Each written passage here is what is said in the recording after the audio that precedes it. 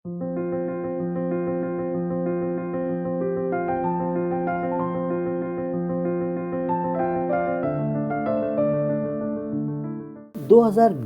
में जब शहर लॉकडाउन हो रहे थे, तब मैंने कुछ महीने मुंबई से 100 किलोमीटर दूर एक जंगल में बिताए। इस मौके ने मुझे लॉकडाउन में ओपन अप कर दिया। एक तरफ ज़मीन, जल, जंगल, जानवर और अपने जीवन के गहराइयों से आमना सामना हुआ।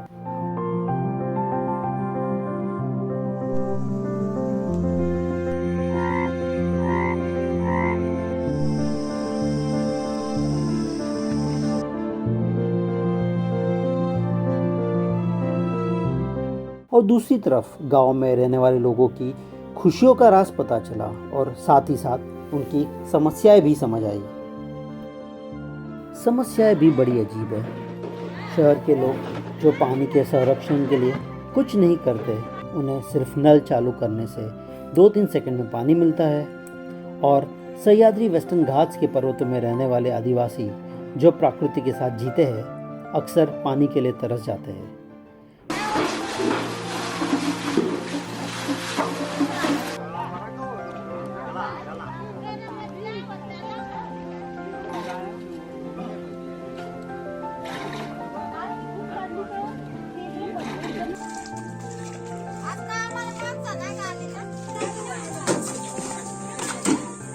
हे गढूळ पाणी पिणार म्हणजे का दुसरं पाणी? यह महिलाएं रोजाना 2-3 किलोमीटर चलती है और 2-3 घंटे केवल पानी लाने में व्यस्त रहती है। आधी कुठं कुठून पाण्याची समस्या होती आणि कुठून कुठून पाणी आणायला लागायचं तुम्हाला? पाड्यावर देवपाडा लांबून पण पाणी आणायला लागत वाऱ्यावर्षी, ते देवपाड्यावर्षी, ते इकडं लांब आपशी आहे ना, तिकडनं पण आणायला लागायचं पाणी। पाऊस पडल्यावर ती भरूनही राहिली आता ना, आता होईल आम्हाला पाणी। पावसाळी नाही पण उन्हाळी जाम आम्हाला दिसतं तिथं इंडायला लागतो, वारा देवपाडा जा लागतो। जल ही जीवन है, कहावत नहीं हकीकत है। जनवरी 2021 में हमने जेड फाउंडेशन का पहला 3 महीने का learning by doing program Vanwadi forest में किया। इस प्रोग्राम का फोकस 3 E's पर था: एजुकेशन, एनवायरनमेंट एंड एंटरप्रेन्योरशिप। 15 गांव के युवा और 15 शहर के लोग 3 महीने साथ रहे और कई सारे रियल लाइफ प्रोजेक्ट्स पर काम किया।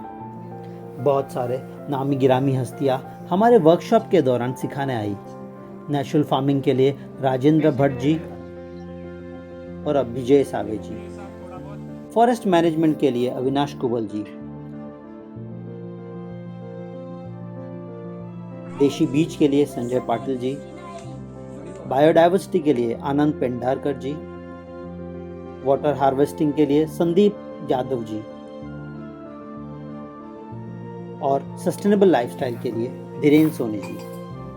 इनके अलावा धर्म गुरु से लेकर गांव के बुजुर्ग, बच्चों से लेकर बड़े प्रोफेशनल्स भी सीखने और सिखाने आए। और हाँ, मेरे पुराने दोस्त और गुरु सोनम वांगचुक जी ने भी एक सेशन दिया। इस लर्निंग बाय डूइंग प्रोग्राम के दौरान हमने चिंचवाड़ी गांव के लोगों के साथ अच्छे संबंध बनाए। यहाँ तक कि हमने 7 से 8 शादियां में भी गए।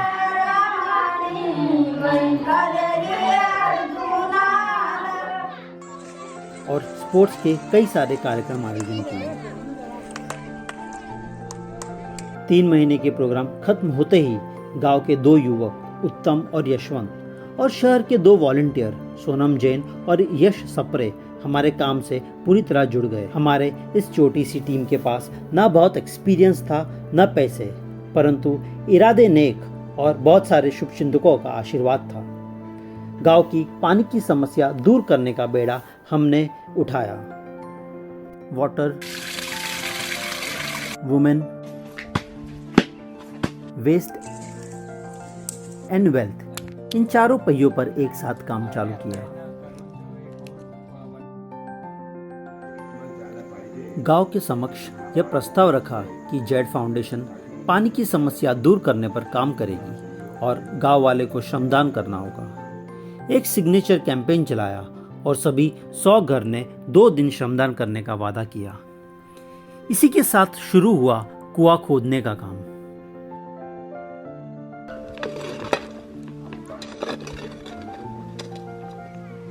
एक दिन मशीन से ब्लास्टिंग करते,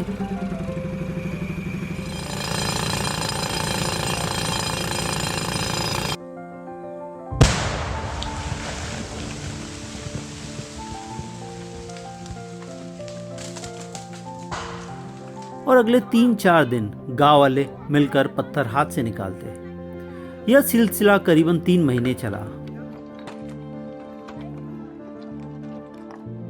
लगभग 15 ब्लास्टिंग के बाद 25 फीट चौड़ा और 25 फीट गहरा कुआं बना। हम यह काम मशीन लगाकर और ठेकेदार को देकर शायद आधे समय में और कम खर्च में कर सकते थे, पर हमारा उद्देश्य गांव वालों को साथ में रखकर उनके श्रम से, उनके योगदान से काम पूरा करना था। इसी के साथ उनको रोजगार भी देना था ताकि वह कोरोना महामारी के समय अपना घर चला सके। अक्सर मशीनें एफिशिएंट तो होती है पर इफेक्टिव नहीं। जब कुआं खोदने का काम चल रहा था तब हमारी टीम इस कुएं को लंबे समय तक सस्टेनेबल तरीके से रिचार्ज कैसे करे उस पर विचार विमर्श कर रही थी। तो पानी का सबसे सुरक्षित जगह कहाँ पे है जो 365 दिन रहे? वो ज़मीन के अंदर है, ऊपर नहीं है। तो मकसद साफ है कि भागने दौड़ने वाले बारिश को चलने सिखाओ, चलने वाले बारिश को रुकना सिखाओ, रुकने वाले बारिश को अंदर ढकेलो, जिसको हम ग्राउंड वाटर बोलते हैं। भूमि के अंदर जो पानी है ना, वो सबसे सुरक्षित जगह पानी के लिए वही है। और फिर पूरे एरिया का वाटरशेड मैनेजमेंट पर काम करने का निर्णय किया। कुएं के ऊपरी तरफ एक तालाब बनाना शुरू किया और 1000 पेड़ लगाने की ठानी।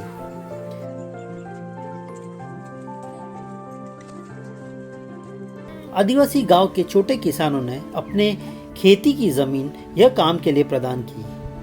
उनका सहयोग अद्भुत रहा, खासकर कालूराम निर्गुड़ा का। तालाब खोदने और मिट्टी निकालने का काम जेसीबी डंपर ने किया और पिचिंग का काम फिर से गांव वालों ने श्रमदान किया।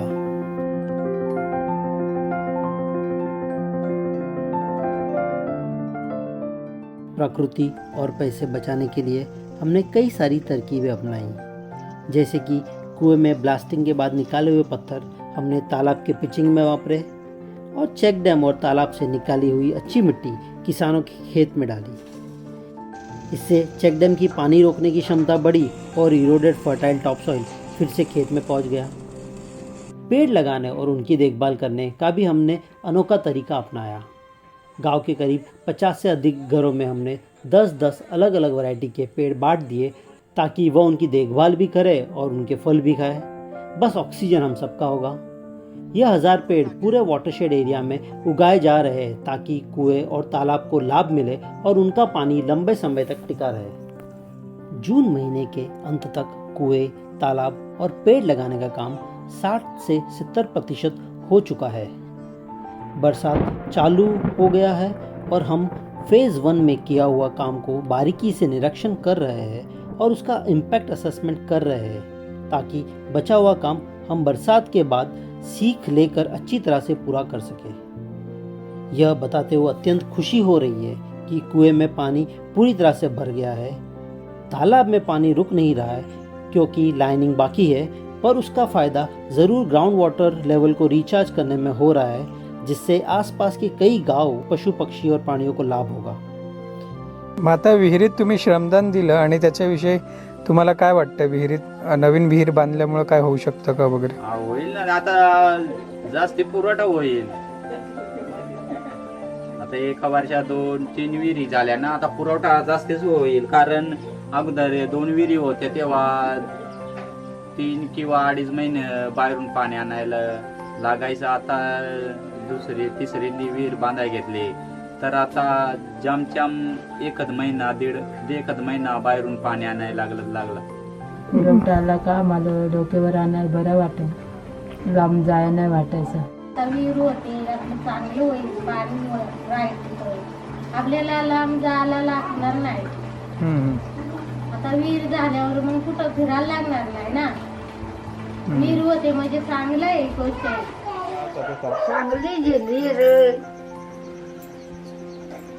जैसा मैंने बताया था, हम women, water, waste and wealth ये चारों पहलुओं पर साथ में काम कर रहे हैं. महिलाओं को पुरुष के बराबर और कई बार बेहतर काम करते हुए मैंने देखा है. इसलिए हमारे सारे कार्यक्रम में हम उनको पुरुषों के बराबर रोज़ाना उनके हाथ में देते हैं. गांव की 15 युवा लड़कियों का एक ग्रुप बनाया है जिसका नाम रन रानी है, यानी कि फॉरेस्ट क्वीन. ये ग्रुप को हम खेल कूद में प्रशिक्षण दे रहे हैं. खेल खेल में इन लड़कियों को हम एम्पावर कर रहे हैं ताकि वह अपने खुद का वजूद बना सके और सामाजिक विषयों पर अपना मत रख सके. खेल खेल और दोस्ती में इन लड़कियों ने गांव का कूड़ा कचरा उठाने का जिम्मेदारी भी लिया है. कई गांव में कूड़ा कचरे या तो जलाया जाता है या फिर फेंका जाता है, जिसके कारण नदी नाले में अक्सर रैपर्स, पाउचेज और सैशेज, मेंढक और मछलियाँ से ज़्यादा पाए जाते हैं. केमिकल और प्लास्टिक जब कुएं और तालाब में बिखर जाते हैं तो पानी पीने लायक नहीं बचता. मिनरल वाटर पहुंचाने से बेहतर उनका पर्यावरण साफ रखना है. यह ही सस्टेनेबल है प्लैनेट एंड पीपल दोनों के लिए.